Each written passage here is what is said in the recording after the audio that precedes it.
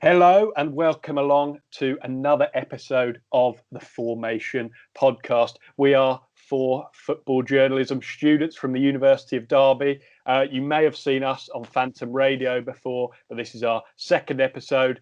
I'm George. We're also joined by Harry. Sam. Devin. Oh, damn it. we rehearsed that and they've got it wrong already. The joys of video calling. Devin. I didn't want to go last, did you? There were a little delay on mine. And we will certainly be keeping that in as well. We don't need to redo that. Before we get underway with this, the second episode, first of all, we need to recap and say thank you to everyone who has watched last week's episode and has given us feedback. From everything I've heard, guys, I don't know about you, the feedback has been really good. And it's been really pleasant, actually, to see all your comments, bits like that. So thank you very much for that. And hopefully this is something which we can build week on week. We're back this week, aren't we? Whether that'll continue. Hopefully it does continue. But yeah, let's get on with it. Please keep watching. Yes. We hope you enjoyed this week's episode as much as you did last week, or if you didn't enjoy that, hopefully this one's a bit better. Let's be honest, some people might not have done. How dare you? So let's talk a little bit first about some of the things that have been in the news world, specifically the football news world in this past week. And earlier this week, we saw comments from the Professional Footballers Association's chief executive. That man is Gordon Taylor. It's a name that you might know fairly well. And his comments provoked quite a reaction, I would say. The suggestion that maybe when games come back, if they come back, that the full 45 minutes each way in a game, that might be shortened. It might be shorter than that. Devon, what were your immediate thoughts to that news, or that quote? It's not news, is it? But quote. Well, when I first heard it, I thought, it might be just some gibberish, what you see on Twitter. But then when I saw that it were actually, true on a BBC website, I just couldn't believe it. They started talking about, like a World Cup kind of style tournament where, they play for 90 minutes. Why can't we continue the 90 minutes? As long as, players still getting the correct strength and conditioning after games, we should be able to continue for 90 minutes. And I think the way forward for us to keep it competitive like that, because imagine some of the great moments that we've seen over the years if football games were only 45 minutes. No Aguero, they lost that game, and if we I think they should try and go as long as possible until they're actually forced to go to 45 minutes before anything changes. No, I think you're right. I personally think that these players, I know they've had a lot of time off, but we're at the point now where there's so much technology and they've all got exercise bikes at home. They might be coming back and not have the match sharpness, but if they were to incorporate the 5 subs rule that they're also suggesting, which hasn't had such a backlash, I would say, that suggestion, if they were to incorporate that, I think they should be fine to carry on 90 minutes. Harry, do you think surely if the competition is to continue, then the same rules need to apply that they had at the start? Yeah, that's what I was saying to my friends earlier. It's weird because we're having that exact debate, and he was talking to me, and I was massively against going under 90 minutes, but then he said, well, if you're going to change that, you can't really change the sub rule. So I was sort of thinking, if they keep it the same now, and then next season maybe, change a few of the rules, because so many teams might have complaints that, maybe they would have scored in the last 10 minutes. I saw a stat somewhere that about 15% of goals are scored in the last 10 minutes. And for example, if we reduce it, say it is down to by 10 minutes, even the 80th minute, the amount of goals that teams have conceded, the first half of the season, for example, Southampton, because it's easier to me to think off the top of my head. I thought, we drew to Arsenal in the 96th minute, and I was not happy. And to be fair, I'm not massively fussed because I feel like Southampton's safe, but maybe for a Norwich or an Aston Villa, they might feel, well, hang on a minute, we conceded a goal past the 80th minute, and now you're going to say let's reduce the game by 10 minutes. If we change the rules, surely that could be chalked off, or maybe not. It probably wouldn't be. But do I think it's going to happen? No, because you see the backlash that it's taken, and it was, maybe you could say, a bit of a silly comment that he's not really thought of the repercussions of. They still seem. Sorry, on, you're going to say something. They still seem so the league still seems so pent up on getting the season finished by a certain point. They still remain hopeful that they can restart on June 8th. But Gordon Taylor also said that they need to finish it by the 30th of July, which I don't really understand why, but if that's how it has to be, then that's how it has to be. There's also a lot of people saying that if, players are playing so many games during a week, 3-4 games in this short period of time, that the fatigue might lower their immunity to the disease, which I don't know the science behind or anything like that. But, if we have to play under 45-minute hearts to keep the safety of the players at a high level, then that's how it has to be. We spoke there about consistency. The suggestion of neutral venues, I know we touched on that last week, but surely if you're trying to keep it consistent across the board, then the neutral venues thing can't happen either, can it? Harry used his club as the example. I'm now going to do the same.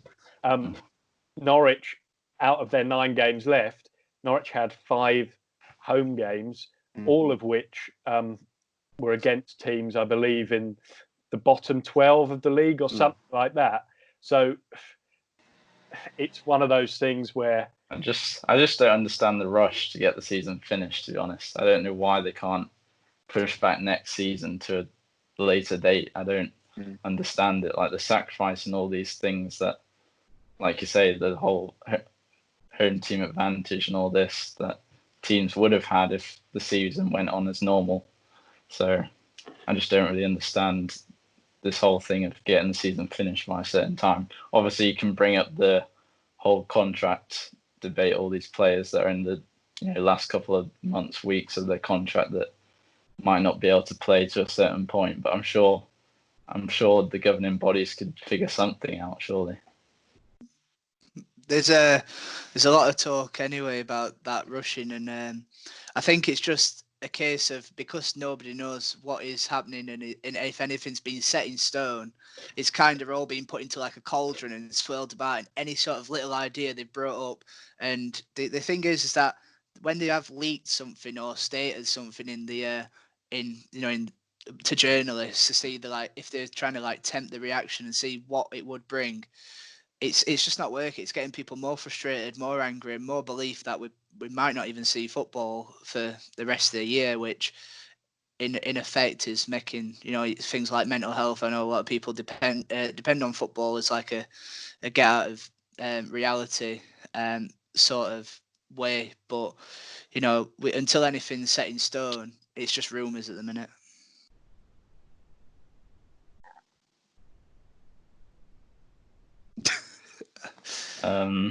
George frozen.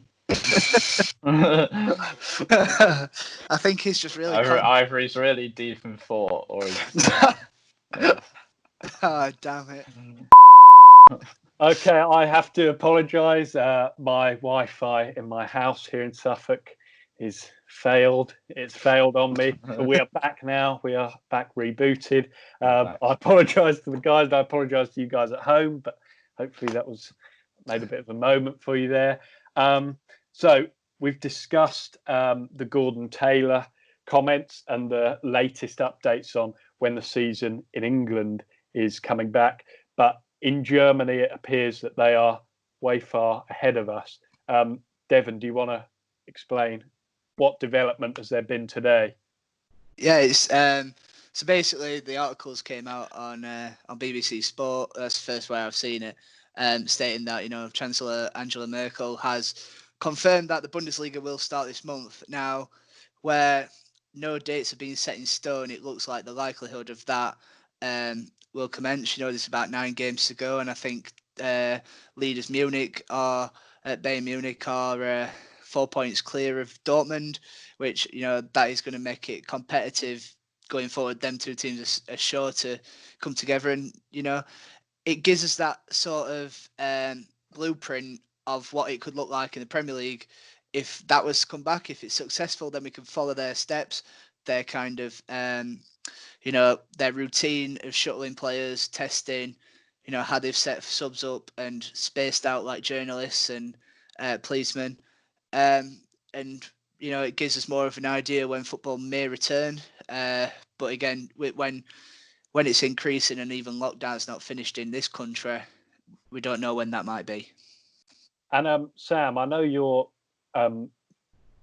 often watch the Bundesliga even before this lockdown was put into place, and obviously the games were off. But do you think, with the Bundesliga coming back before most of the other European leagues, that it could gain a load of other fans? I've seen a lot on Twitter already, people saying which team they're going to attach themselves to. How much could that benefit the league?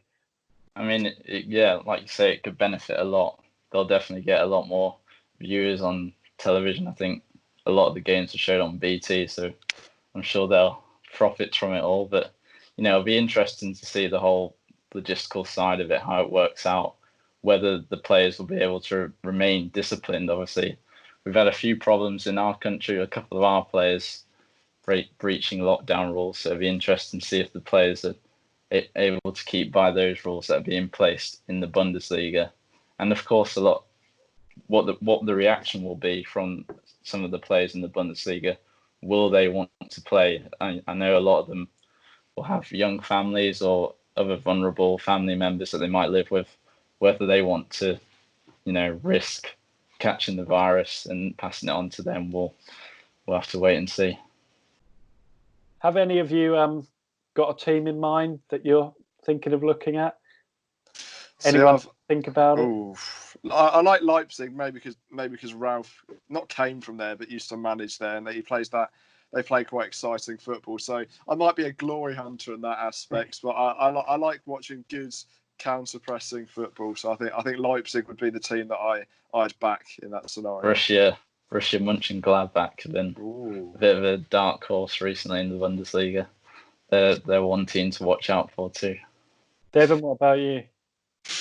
I like, obviously, I think a lot of football fans can resonate with the passion of Dortmund and their yellow wall. However, I've got an interesting story. On my 18th birthday, Sheffield Wednesday played Bolton, and on that same night, Schalke played Man City at the Etihad. So we went into Manchester to drink, and I got involved with a lot of Schalke fans and started learning their chant. I've kind of You've got a soft spot. Wow. Yeah, so you learn something new every day. I was a Schalke.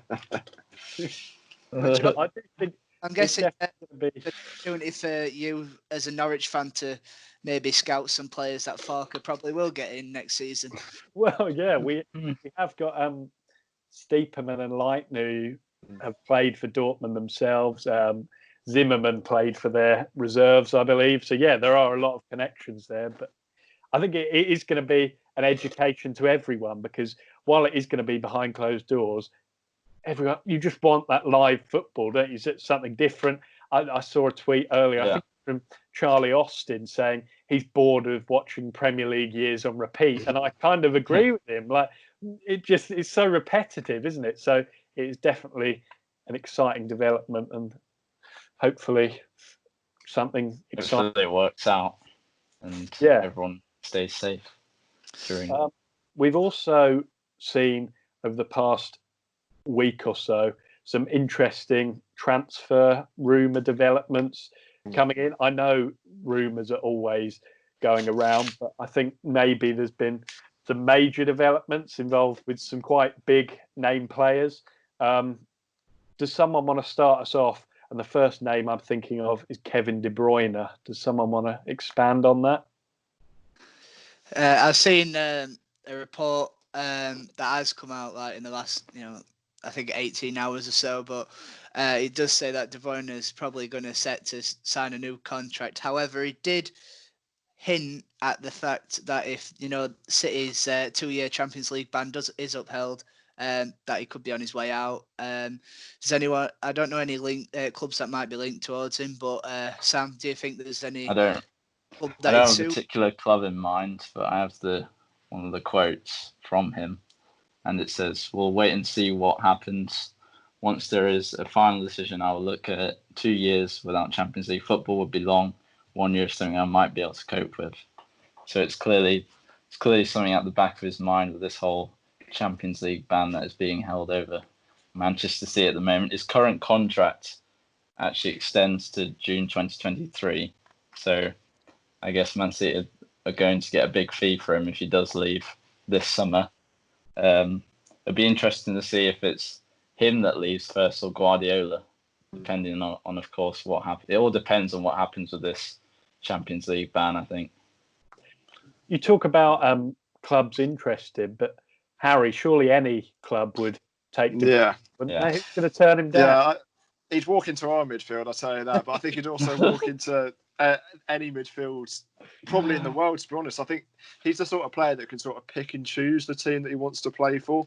And that, like Sam says, if maybe Guardiola moves on to, say, Juventus, if he wants to win every league in every country, he'd obviously walk in there because he's got, they got quite an older squad, especially in the midfield as well. So he's really lightened that up. But like I said, I think he'd go anywhere. It just depends if teams can afford him and what price Manchester City price him up as. Because if he's got a deal till 2023, it's not like they have to release him for a small fee. They've got him there for a long time if they're not happy with the finances of the deal. What would you pay to see him alongside James Ward-Prowse at St Mary's? I think more than our club is worth, to be honest with you, George. I think more than our club is worth. I think he's. How much do you think he would be worth in this sort of market? At least 150 million, surely. I think with looking at world record fees, a couple of Pedros as well. I've eaten all of mine. Harry, you've scuppered the transfer deal now. You're the key component in that. I think another one that's been talked about is Timo Werner. The recent one being in the tension has started to turn a little bit away from Liverpool and towards Manchester United and Chelsea. What do you think to that one? Well, he's got this. Go on, Shall I go first? Well, he's No, got this. I wasn't saying anything. There you go. Oh, I was looking at George mainly because I only heard him. But, well, he's got this £52 million release clause, which is obviously very tasty looking if you're from a Liverpool point of view. I'm not so sure where he would fit though, to be honest. I mean, he's a very lethal striker. He's got 72 goals in 118 appearances for Leipzig, which is just mental. But I'm not sure where he fits in that. Obviously, Liverpool are pretty sorted in terms of their front three. So, but he's obviously got other pursuers in the Premier League as well. Manchester United, Chelsea, the lot. So he could go anywhere, to be honest, in the Prem. Who do you think needs him most in the Premier League? If they're the sort of teams that are linked with him, who do you think needs him most? I think it could be a choice between one gets Sancho, one gets Werner. I know one's more a winger and another one plays predominantly in the middle, even though Werner's quite a very good winger as well.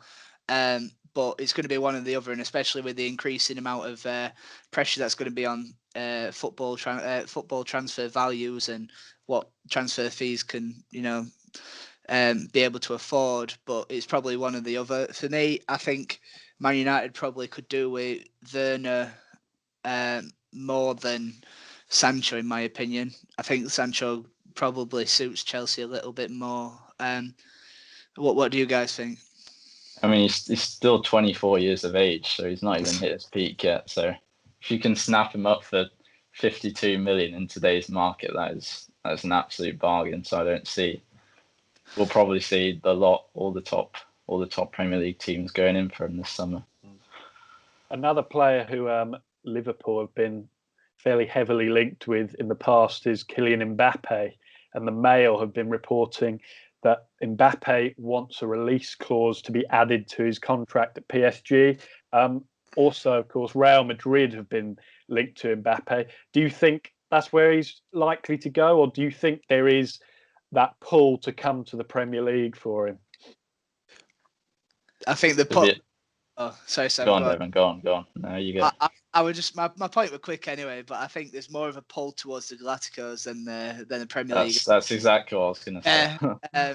We're seeing, even though they've only just got Hazard, Madrid seem to get money from all sorts. I'm sure if they put the hand down the back of the settee, they could probably throw it on a massive striker for 80 million. It's ridiculous the amount of money they can just spend, and I think it'd be more dragged towards them and probably increased Champions League winning chance rather than a Premier League team, which seems to have calmed down a little bit. The whole question is money at the minute, and if inflation takes part, or if clubs go bust. We're talking that De Bruyne might bring in world record fees. There's no question that if this transfer happened, it definitely will eclipse the near £200 million that PSG spent on Neymar. So, I mean, there's some crazy details coming out about his new contract at PSG. They're saying like 600 grand a week, which is just mental. I wonder what, if that release clause does get added in, how much it will be. Something crazy, I imagine. Yeah, I think you're right. They could. They need to. It depends how they go about. If they do what Barcelona did them to Neymar and go, 200 million, then they actually paid it. Which there's a lot of controversy of how it was pulled through. But I think PSG need to try and keep hold of him long term if they are to amount anything. And when you mentioned De Bruyne, another Man City player who has been linked with maybe heading to Europe. Of course, he's already in Europe. England is in Europe. At that point, that clear. You want to get your globe out, Joe? Bayern Munich are supposedly very interested in Leroy Sané. I saw this morning a reported bid of 42 million euros had come in for him, which is about 35 million pounds roughly. Would Sané want to go? Is he ready to go? Has he had enough time at City? It's a transfer that's been destined for a long time. It feels like for the last 2 years, Bayern Munich have tried to get their man. And I saw somewhere that they've already agreed personal terms. And do I think it's going to happen? Probably yes. Manchester City have already got a load of wingers. I know they'll probably buy a new one when if Sané leaves. But they haven't missed that much. I know they're not going to win the league this season, but their wingers are still producing quite a lot. They'll get a better fee. I don't think 45 is enough. I think it's got to be upwards of 80. But I think Bayern will get their man. And with that attack of Lewandowski, Gnabry, and Sané, they could be a real Champions League contender if they're not already. Sorry, Sam, you got in there first. I think that big injury that he had towards the beginning of the season has knocked his fee down a little bit. But him and Werner, of course, who we've already mentioned, they're the future of German football, really, going forward. So if Bayern can get him for that sort of 35 million that you're saying, then go for it. And I feel like, I don't know if this is just because it's been a long time since we've seen Sané play due to that injury, but I feel like his time at Man City has sometimes been kind of underappreciated. And I think for him to fully, reap the rewards that he deserves, I think he needs to go back to his homeland and, really cement his place as one of the best wingers in the world, really. Anything else to add on Sané? No. Player. Great player. Great player. If City wanted to replace him, I'm sure Patrick Roberts is still available, isn't he? Somewhere. Robert. Who knows where he is? He's not capable based on what he showed at Norwich, although he didn't really get a chance, if we're being honest. One thing which we could probably rule Leroy Sané out of getting into due to his injury last season is the Premier League. Ooh. So far. Segue, George. I love how you said probably. He's played 0 games. I do appreciate the Community Shield that he got injured in. I seem to remember him playing today. Yeah, in the Community Shield, yeah. So yeah, we thought not that good though. We thought 10 out of 10 for effort though. The segue. to go through and kind of discuss and give our nominations for who we think is maybe deserving of a place there. We're not going to structure a team specifically. We thought that would be a bit dull because everyone does that, don't they? So we just thought quickly we'll go over it and see what sort of players we think are in the mix, because of course there's still games to be played. First of all, of course, makes sense to start with the goalkeeper. Devon, which player do you think deserves that spot? I've got a feeling that a lot of people are going to pick a certain Mr. Henderson. So Never. not to make me cry too much, being a Wednesday fan, I've gone with Newcastle United's Martin Dubravka. I think he's an outside shout for it. But you've seen, he's made 103 saves. He's got a 73.91 save percentage, and 7 clean sheets is still very good for Newcastle, who, even though they are quite rigid, I still feel like they do try and they could potentially leak a lot of goals, if they had a different keeper in. But Dubravka's come from nowhere really, and for £4 million, I think they got in the after the loan. It's been unbelievable for them. Yeah, I think that's a good shout. What are our other suggestions for the keeper spot, guys? Unfortunately for Devon, my pick was Dean Henderson. I think the connection's gone in here. Right. Who I might have spent a couple of months at Grimsby Town earlier in his career. Oh, so we sort of made him who he is today, really, didn't we? No, I think so, yeah. It's hard to ignore Sheffield United, isn't it, Devon? Well, I won't come to you. Well, you'll be shocked in a bit. No, they are hard to ignore. I'm not a huge fan of them myself, given the previous matches they've had with Norwich. But matches and that. what they've achieved this year is very impressive, and Henderson's been a big part of that. Harry, were you going with someone similar or anyone else? I was having a look at Leno and Dean Henderson, but Nick Pope with 11 clean sheets, 89 saves, and 37 high claims apparently, which is the league high. I think 11 clean sheets is a league high as well. And I think he's been a very underrated player, and I think he's got my pick for me because Burnley doing quite well, and I think he's the main reason for that. Mm-hmm. I think battle for England's number 1 spot there as well, between Henderson and Pope, I think. I think Henderson will get the England spot though, if it's between the two. But I think let's hope it's at Man United by then.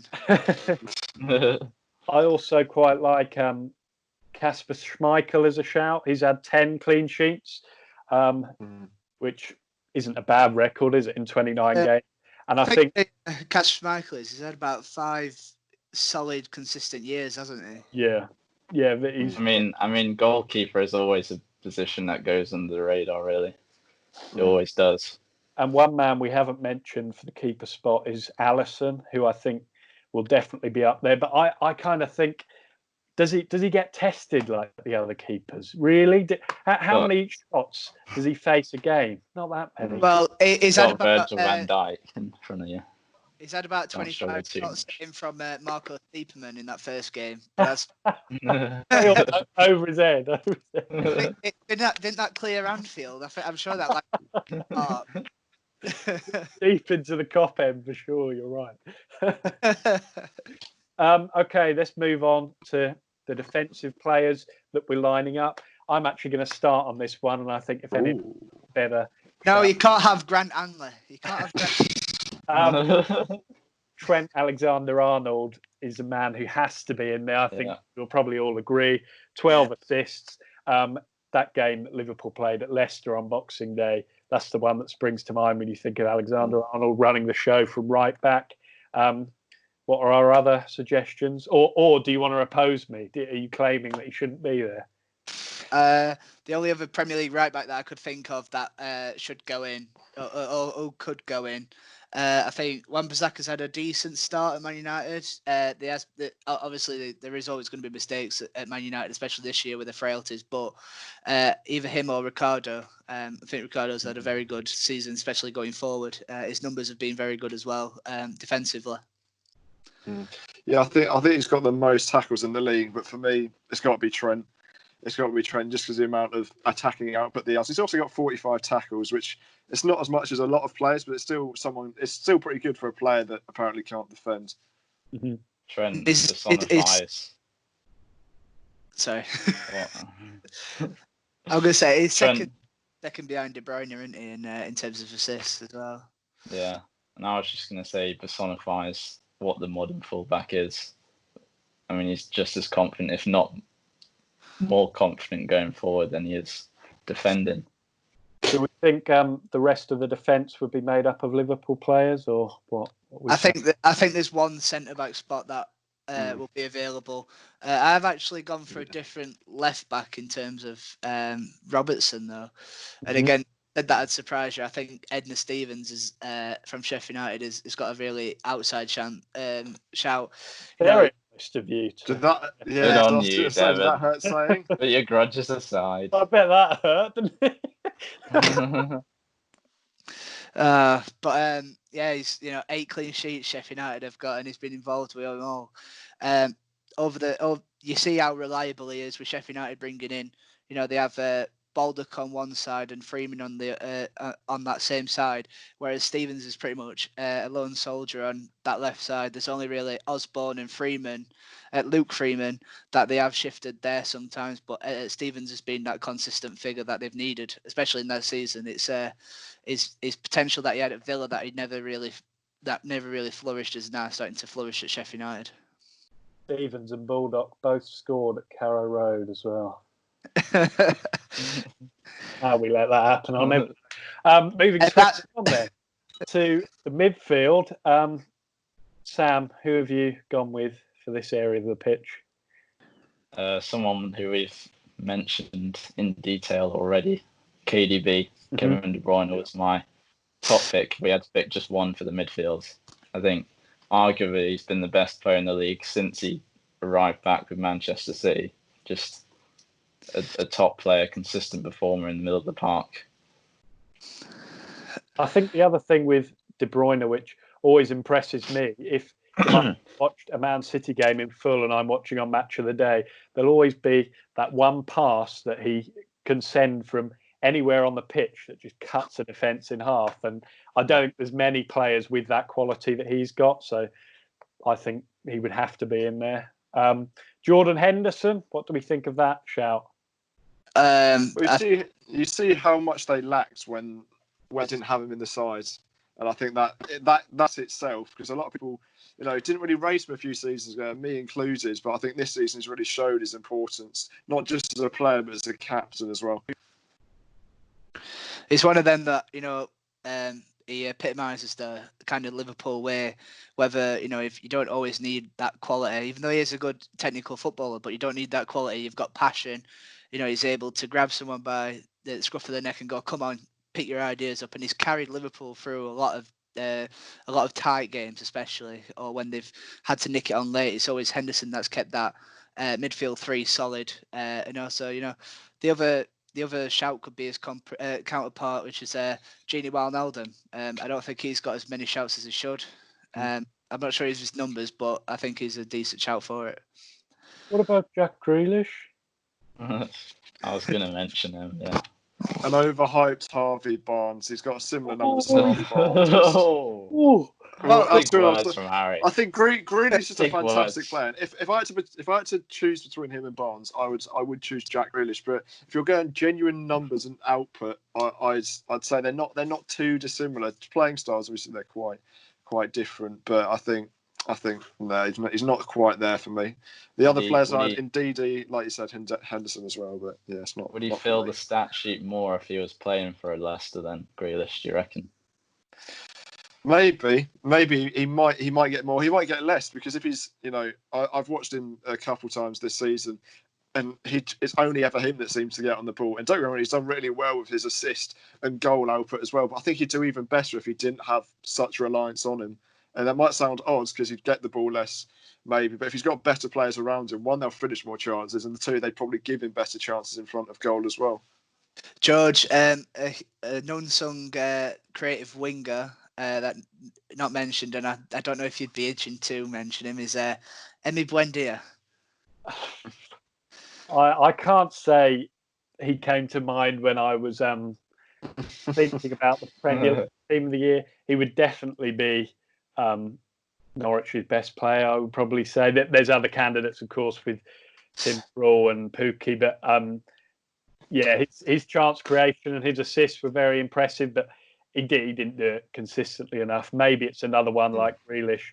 If he'd had better players around him, maybe we would have done it. But I couldn't have put him in this debate. No, if I'm being. And probably one final name I'd like to chuck into the ring, Wilfred Ndidi. How his importance to Liverpool, to Leicester, sorry. What do you think he should be? If we're making that three, he'd complement that very well.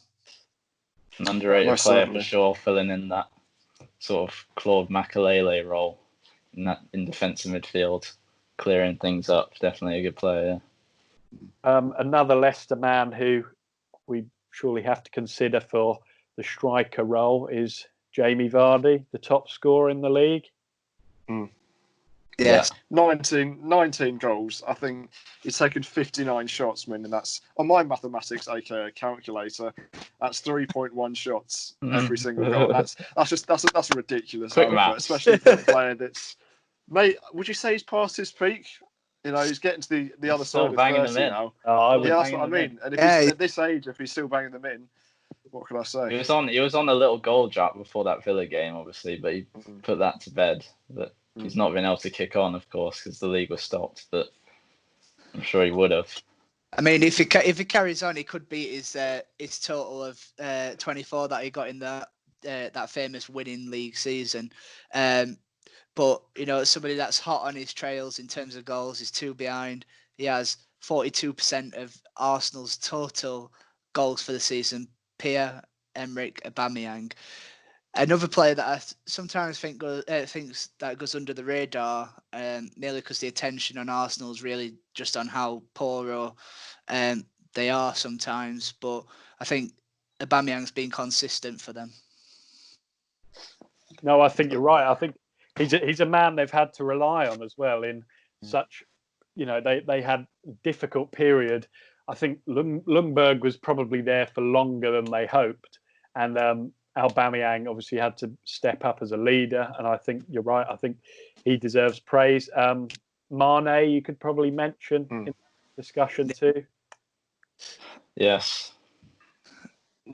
Well, yeah, he's got 21 goal contributions, 14 goals, 7 assists, same as Salah really with 22 goal contributions, 16 goals, 6 assists. But they're the sort of players that, people are saying that Salah's having a bad season, or not a bad season, just not as good. Yeah, and he's got 22 goal contributions for Liverpool, and I think both of them are right up there. I think for me, it'd be Vardy, but those two are certainly very, very close behind. If I was part of that. Anyone think of Joe Linton for the team? Forget it. Jordan Ayew. He's done quite well, to be fair. He's popped up really. He's done all right, yeah. But I think a consistent striker every season, especially since 2011 when he came, Sergio Aguero. I think he's definitely going to be, if they do have that three up top, he's probably a shoe-in to be in. His name will be in the hat every season. Season left that he's here, he's just that good, that consistent up top. He's not had a bad year with City. However, it's weird that in his 9 or so years and seasons, he's only been in it twice, which is the year they got the total the highest total points, and the year after, which is very strange to me.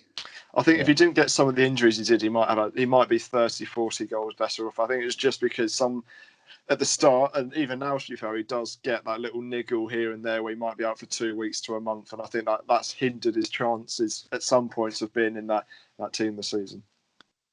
Yeah, so I think we've covered pretty much everyone we wanted to. There are, of course, other players who we could have mentioned.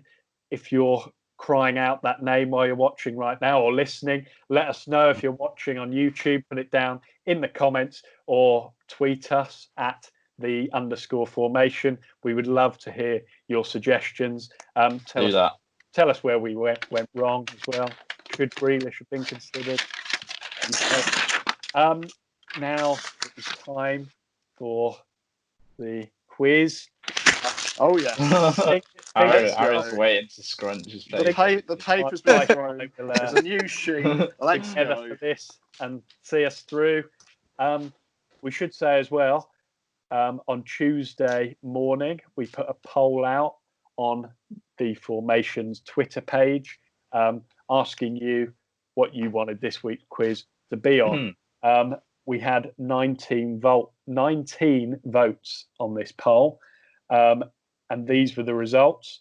With 0% of the vote was in the news, so it's not going to be on that. Not popular. With 26% of the vote was a look back at 2010, going 10 years back, but we won't be doing that. Well, we might do at some point, but thankfully, you put the question when Palace beat us and sent us down. And then we had a tie for the top position. So 37% for Premier League Managers edition of Who Am I, and 37% for the 2019 to 20 season so far. So those two options were fairly popular. So what we're going to do is we'll do the 2019 to 20 season so far this week, because we've kind of been discussing that during the episode. And then next week we will do the Who Am I. What I should say is that's fair. We're going to try and run these polls every week. I'll try to remember. But also, if you have an idea for a quiz round that you would like to see, if something comes up in the news and you think that would make for a good quiz, please let us know on any of our platforms, Twitter, Facebook, or in the comments, as we said. And almost every time I will try and get that going. But as I said, this week it is on the season so far. So we've just discussed this. It should be easy, right? Yay. That's George. Yeah. So the scores on the doors after 8 rounds. Devon is in third on 17. Sam in second on 19. Harry top with 22. Those scores, of course, carried over after the radio show, which we did on Phantom Radio. Okay, so five questions again, starting off with question number 1. Wi-Fi hopefully will hold in, please. Sorry. Just freezes right there. Which of these Liverpool players has collected the least Premier League appearances so far this season? So it's just in the Premier League, could be a starter or as a sub. We've got options. A, Fabinho. B, Alex Oxlade-Chamberlain. C, Jorginho Wijnaldum. Or D, Joe Gomez. If you're watching or listening at home, play along and let us know you got on. Those are your options. And write it down, the 3 guys.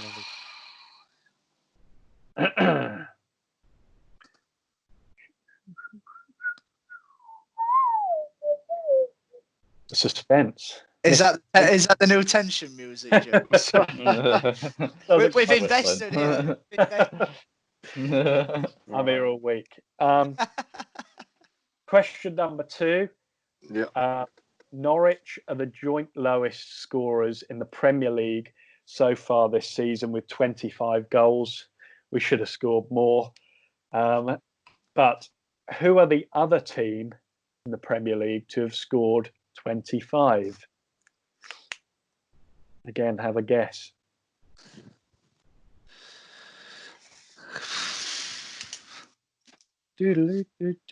We all got an answer? I think we have. Yeah, indeed. Question number 3. Derby County reached the 5th round of the FA Cup before being knocked out by Man United. Which 2 teams did they knock out to reach that of the season? You have to get both of them right to get the point. I know one. I'm certain on one, but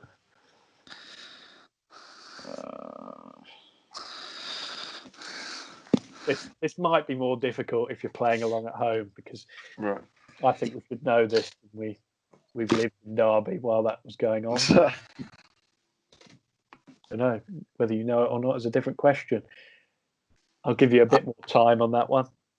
I'm Trying to think of another accompaniment I can add, but no, let's not do that. Let's keep it deadly serious.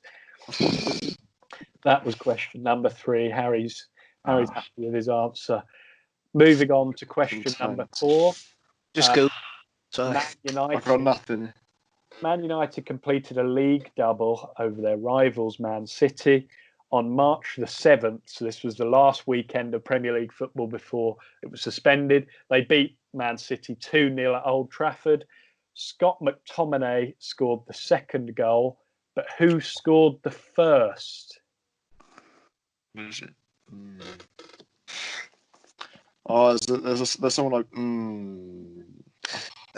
I can see it go. I can see it going in, but I can't think of who's. This is one of those where you have to be watching, isn't it?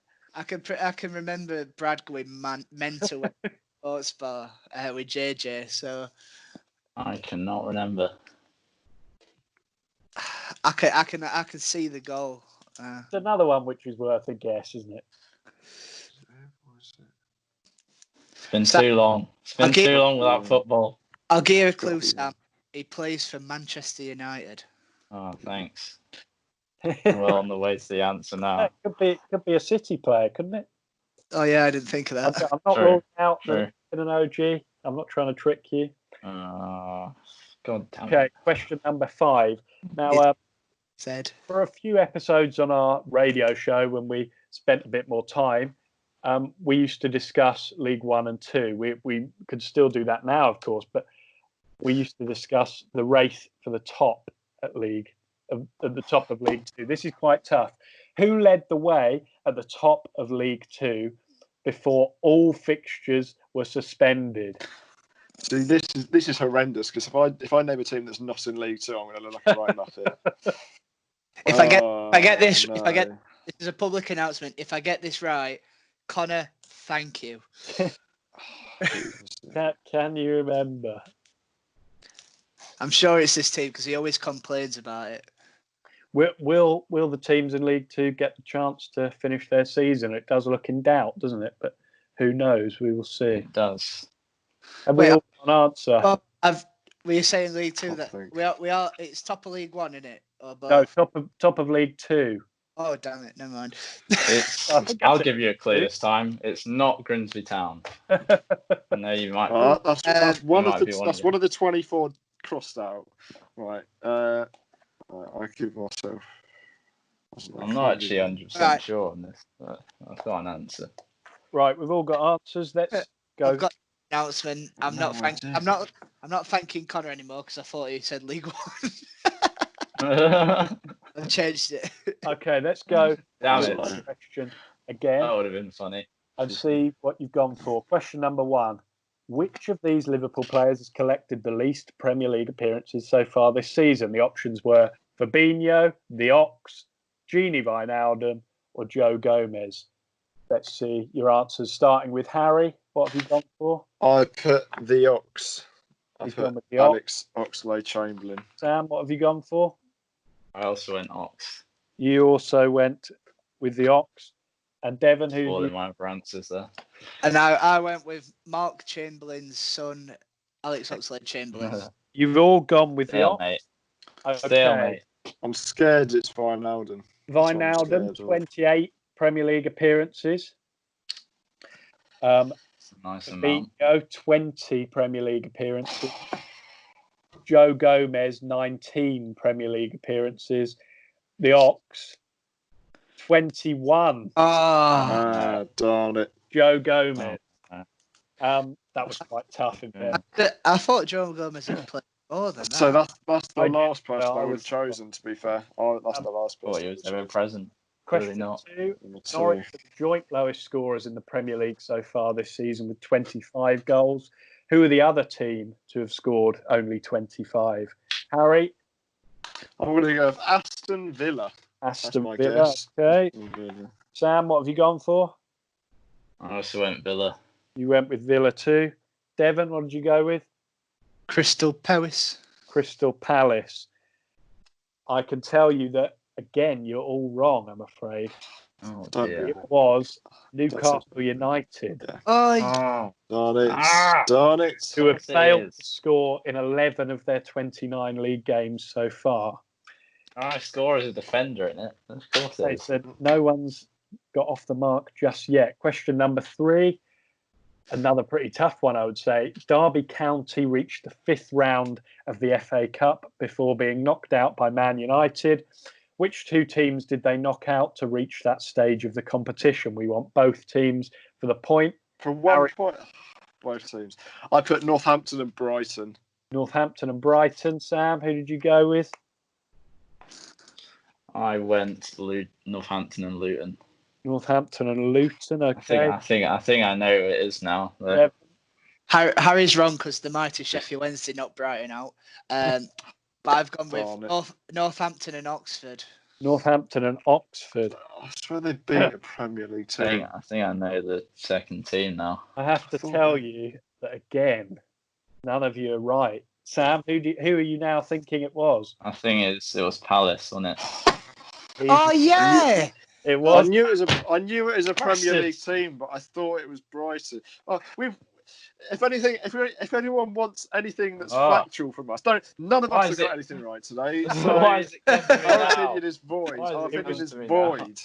It was. Yeah, why are you Can we just move on to the next one? What's number 4? Why? Number 4. Why are you listening? Let's get You on clearly with know this. nothing. Let's get null on with and void this. the quiz. Null and void the quiz. Man United completed a league double over their rivals Man City on March the 7th. It was 2-0. Scott McTominay scored the second goal. Who scored the first one? Harry. I put Anthony Martial. That's who I Anthony put. Martial. Sam, I put Bruno. he's gone with Bruno. I think he got the assist. Bruno Fernandes put it over for Anthony Yeah, to tap in. I thought he got the assist. You've also gone with Martial. Saved it though. You sound pretty confident too, and you are rightly pretty confident. It was indeed Anthony Martial. He became the first player to score in both Manchester derbies in a single season since I'm on for a donut, yeah. in 2006-07. 1 out of 5. I'm Question, on for a donut. final one of this week. Who led the way at the top of League Two before all fixtures were suspended? These are right. Okay, I was a bit worried my signal was going there. It went all laggy, but you're still with me. Harry, who have you gone with? It wasn't Crew, but I put Crew. It wasn't That Crew, was but I Crew. put Crew. Okay. Sam? I put Swindon, but I'm not 100%. Yeah. Oh! Yeah.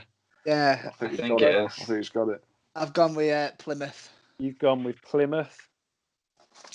I have to tell you, Harry said it wasn't Crew. It was Crew. Are you joking me? Are you having a Crew were laugh? top of League Two. Really?